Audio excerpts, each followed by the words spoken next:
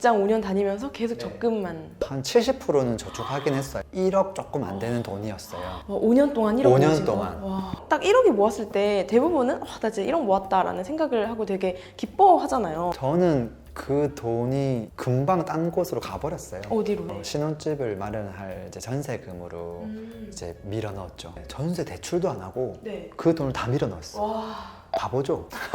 제가 봤을 때 바보예요. 그러니까 대출을 전혀 모르셨던 거예요? 뭐 별 생각이 없었던 거죠. 그냥 대출을 왜 해야 돼? 라는 생각이 있었고 음. 그냥 내 돈에 맞춰서 그냥 허름한 전셋집에 들어가서 살면 되잖아요. 왜 거기서 무리를 해서 좋은 집에 들어가서 대출까지 해야 되냐 그런 마인드가 있었고 그리고 저는 이제 전세가 설정도 했죠. 제 돈을 사비를 들여서 네. 그 돈이 떼이면 안 되니까 그것도 한 3, 40만 들었거든요. 어. 사실 확정일자만 해도 똑같은 효력인데 네네. 그땐 몰랐으니까. 그럼 신혼집까지 진짜 전세 대출을 안 받을 정도로 대출에 대해서 무서워하시고 부동산에 대해 어떻게 보면 정보가 전혀 없으셨던. 일도 없었죠. 네. 근데 어쩌다가 이렇게 되신 거예요? 어쩌다가 상견례를 끝내고 네. 결혼을 하려면 날이 많이 남았어요. 네네. 근데 이제 전세가 워낙 길었기 때문에 제가 5개월 전부터 집을 계속 알아봤고 네. 힘들게 전세집을 구했단 말이에요. 네. 그래서 혼자 그냥 책상만 하나 덩그러니 놓고 저 혼자 먼저 들어가 살았어요. 결혼하려면 아직 수개월 남았으니까. 근데 어느 날 딱 잠을 자는데 잠이 안 오는 거예요 갑자기. 이렇게 커튼을 딱 치고 베란다에서 바깥을 바라보는데 그때 창원이니까 네. 창원은 계획도시라서 아파트가 정말 많거든요. 근데 저 집 주인은 다 누군가 있을 텐데 나는 집이 없으니까 언제나 내 집 마련할 수 있을까? 그러면서 그때 이제 갑자기 밤 12시에 잠을 안 자고 네. 엑셀에다가 그 10년 동안 저축했을 때 그때 과연 내 집을 살 수 있을까? 그걸 시뮬레이션 해보니까 답이 안 나오더라고요. 그래서 제가 그날 새벽 5시까지 네. 부동산 카페를 검색을 하고 거기는 글들을 다 읽었던 것 같아요. 와. 그게 이제 첫 시작이자 계기였던 것 같아요. 독자가 제일 많은 카페부터 시작해서 맞아. 카페 가입을 다 하고 이제 거기서 이제 좋은 컬럼 글 다 네네네. 보고 질문 글도 다 보고 일단은 부동산으로 돈을 벌고 있는 사람이 이렇게 있구나라는 거를 몰랐거든요. 네네. 근데 카페에 들어갔더니 그런 집단들이 날린 거예요 자기들끼리. 첫 투자를 어떻게 하셨어요? 지금도 많은 분들에게 얘기하는 건 뭐냐면 5천만 원을 모으지 말고 5천만 원을 땡겨서 먼저 투자하라. 그래야 시간을 앞당길 수 있다. 울산에 있는 아파트랑 창원의 오피랑 가격 차이가 크게 나지 않았기 때문에 저는 똑같이 그냥 월세를 세팅했을 때 이게 어떻게 될까. 5천만 원짜리를 그 당시 70% 대출을 가능했으니까 3,500만 원 대출, 네. 그 다음에 500은 보증금. 그러면 내 돈이 얼마가 필요하죠? 1,000만 원 필요하죠. 이 1,000만 원이 없잖아요. 마이너스 통장을 땡기면 되지 않을까? 생각을 했죠. 네. 저는 신용대출을 했어요 정확하게는. 왜 신용대출이 좀 더 많이 해주더라고요. 이왕 대출할 거면 1,000만 원이 아니라 제대로 받아보자. 네. 직장인이니까 5천만 원 해주겠다고 하더라고요. 그때 금리가 5.2%였어요. 와, 높네요. 그 당시 높았죠. 저는 그때 어떤 생각이었냐면 너무 감사하다. 내가 5.2% 이상만 수익을 내면 되는 거구나. 그리고 내가 최대 손실을 보면 5.2%의 손실만 보면 되는구나. 그 사람들이 더 달라고 하지 않잖아요. 그쵸. 이게 너무 좋은 거예요. 주식은 5% 빠졌다가 이걸 팔까 말까 손절할까 하는데 20% 빠져. 이게 큰일 나잖아요. 근데 이건 절대 그럴 일이 없잖아요. 그래서 이건 안전하다. 내가 한 달에 이자 25만 원만 낼 수 있으면 회사만 잘리지 않고 그럼 큰일은 발생하지 않는다. 이 5천을 가지고 오피스텔 하나를 하면 35만 원의 월세가 나와. 그러면 그 25만 원 빼고 오피스텔 대출했던 거 이자 빼도 남아요. 그냥 제자리예요. 근데 내 손에는 4천만 원 또 있는 거예요. 1,000만 원밖에 안 썼잖아요. 4천만 원이 또 있어. 이걸 오피스텔 한 개 더 하면 어떻게 되냐. 1,000만 원만 또 빼면 돼요. 근데 이때는 아까 마이너스 통장 이자는 이미 다 뺐기 때문에 뺄 거는 3,500만 원 이자밖에 없거든요.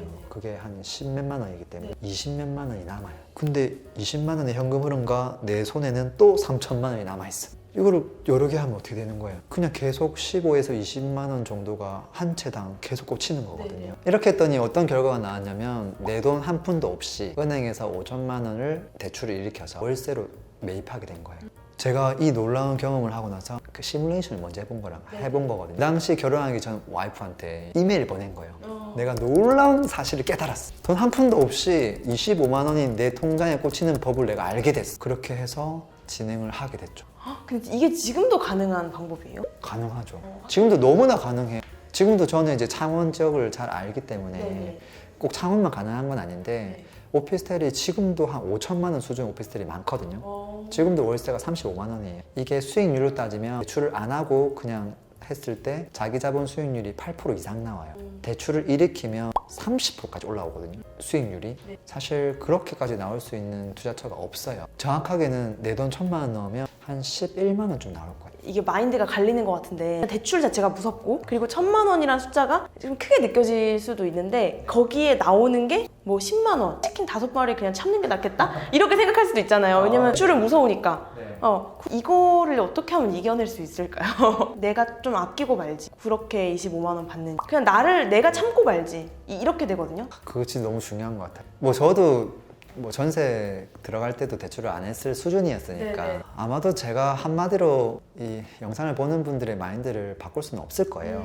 저는 그냥 대출은 위험한 것이다가 아니라 대출은 안전한 것이다. 대출은 레버리지다. 레버리지는 투자에 있어서 아주 중요한 역량이다. 오히려 대출을 안 한 것보다 대출을 한 게 훨씬 더 안전하다. 왜 안전하냐라고 했을 때 제가 만약 5억짜리 집을 사요. 현금이 5억 있어요. 이거를 그냥 사면 되잖아요. 대출 없이. 근데 혹자는 5억이 있지만 5억을 대출을 내고 2억 5천만 원만 넣어서 이 집을 소유한 사람도 있을 거예요. 둘 중 어떤 게 더 안전하냐라고 봤을 때 뭐가 더 안전해 보여요? 과연 대출 없이 다 산 걸까요? 금리가 엄청 오르면 이 사람이 안전하죠.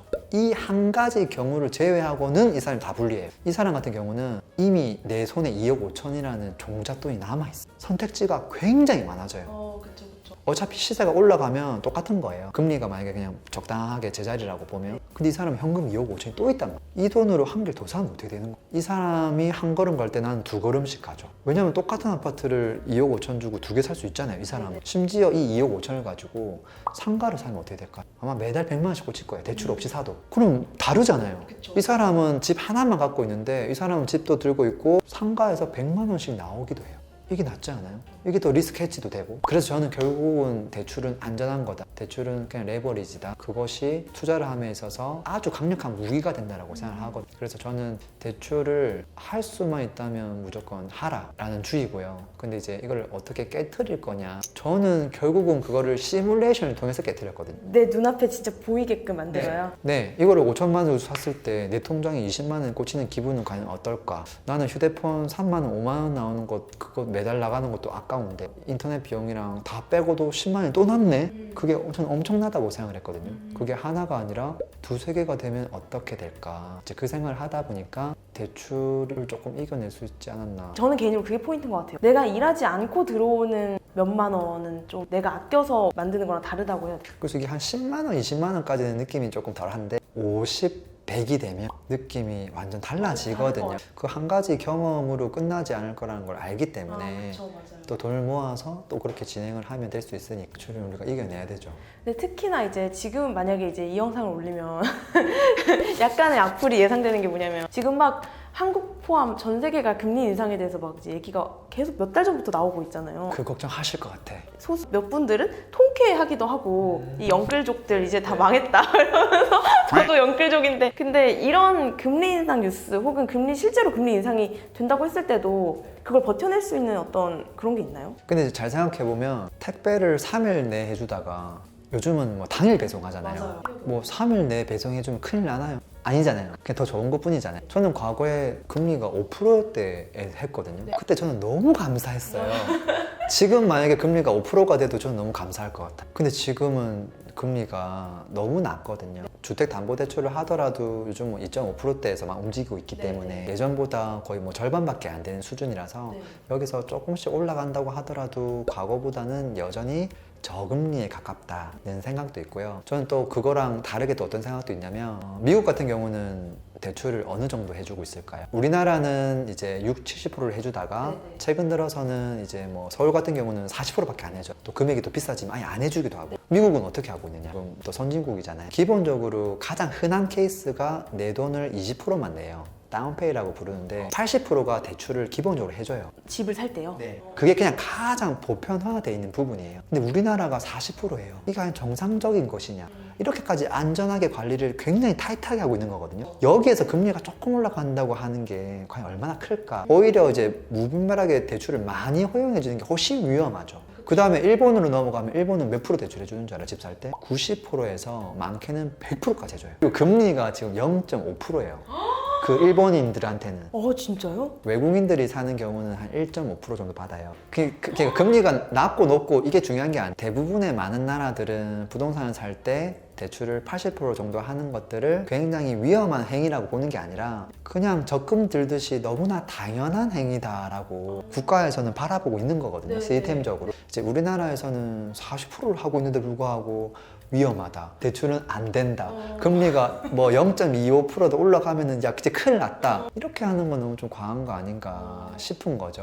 저 갑자기 궁금한데 왜 그런 거예요? 우리나라 왜 우리나라는 이렇게 빡센 거예요? 근데 이제 보통 우리나라가 아니라 다른 나라들은 왜 그렇게 하고 있을까를 먼저 네. 보면 이해가 되는데 부동산을 돈을 모아서 살려고 하면 그날은 안 와요. 그 사실을 아는 분들은 알고 있는 거죠. 그걸 알고 있기 때문에 미리 조금 땡겨서 대출을 일으키고 그리고 천천히 대출을 갚아 나가다 보면 이미 소유를 먼저 했으니까 그 상승분에 대한 걸 다 가져갈 수 있을 겁니다. 이렇게 통용하고 있는 부분이거든요. 근데 이제 우리는 무조건 생돈을 다 모아서 사야지만 그게 된다라고 하는데 그 진실은 돈을 모아서 살 수가 없거든요. 당연히 레버리지 일으켜서 먼저 소유를 하고 차근차근 갚아가는 게 더 현명한 선택인 거죠. 그럴 수 있는 기회를 이제 주고 있는 거고요. 이제 우리나라 같은 경우는 아예 그 기회 자체를 계속 박탈해 가고 있죠. 그래서 어떻게 보면 굉장히 좀 비정상적이고 지금 정부가 심지어 요즘 뭐 전세 대출도 규제를 하고요. 뭐 신용 대출은 벌써부터 규제를 했고요. 뭐 대출에 대만 들어가도 무조건 못하게 하려고 해요. 그게 과연 정상적인 것이냐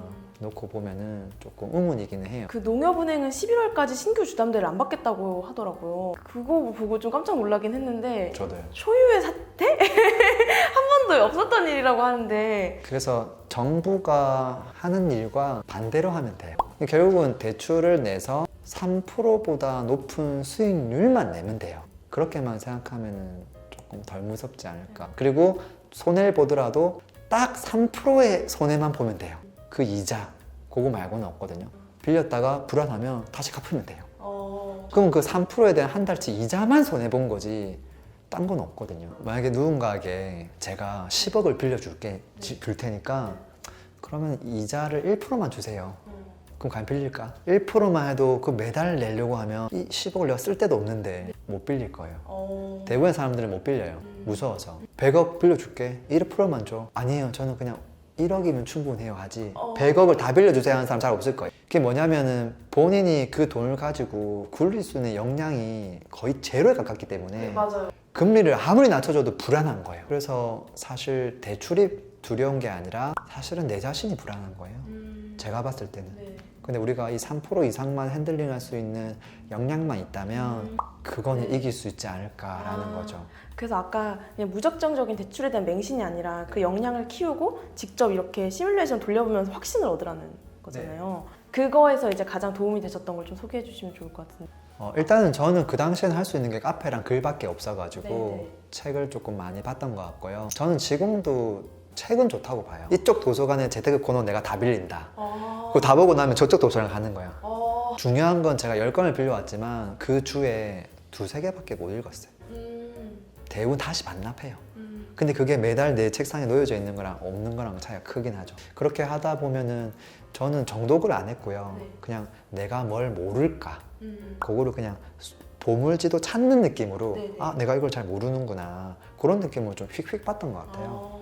그 다음에 이제 카페 같은 경우는 너무 많은 정보가 있잖아요. 네네. 그리고 불필요한 정보도 많고 커뮤니티 성격, 어떤 지역 마음 카페 이런 거보다는 네. 조금 음침한 느낌을 주는 그런 투자 카페 아, 같은 프라이빗한. 곳을, 네. 오히려 좀 더 보려고 노력을 했던 것 같고요. 네. 거기서 한 가지 더 했던 건 뭐냐면 오프라인 활동을 어떻게든 해보려고 했던 것 같아요.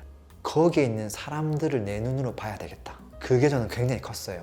그래서 가끔씩 그때는 정모라는 게 열렸거든요. 저는 정모가 열리면 그냥 달려갔어요. 그 지역이 좀 멀더라도. 그럼 호프집에서 한 50명이 앉아 있는데 하루 종일 부동산. 무슨 얘기만 해. 맞아. 저는 그때 완전 초보자였으니까 말을 한마디도 못 걸었거든요. 네네네. 그것도 입구 저 기퉁에 테이블에 앉아가지고 이 사람들의 정체가 뭘까? 분명히 절반은 사기꾼일 것이다. 어떻게 내 돈을 빼갈 것이다. 여기 운영자는 100% 도둑놈일 거고. 그렇게 해서 운영자를 피해가지고 이제 이 사람들이 진짜 언제부터 활동을 했고 뭐 도움 받고 있는지 그러다 보니까 제가 어느새 저 안쪽 깊숙 테이블까지 가게 되더라고요. 그래서 제가 뭐 여기 저는 이번 주에 어디 갔다 왔어요 이런 얘기 하니까 사람들이 자기 여기 갔다 왔어요 막 얘기하는 거예요. 네. 이제 그런 이야기들을 하면서 아 투자라고 하는 게 되게 먼 나라 이야기가 아니구나 이제 그걸 좀 느꼈죠. 늦었다라는 개념은 저는 항상 없다고 생각하거든요.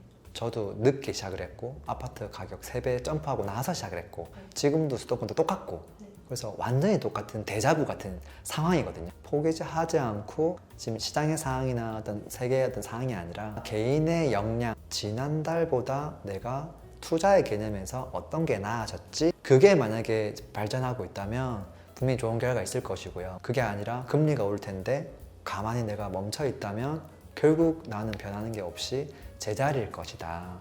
그 이야기만 조금 드리고 싶습니다. 힘전보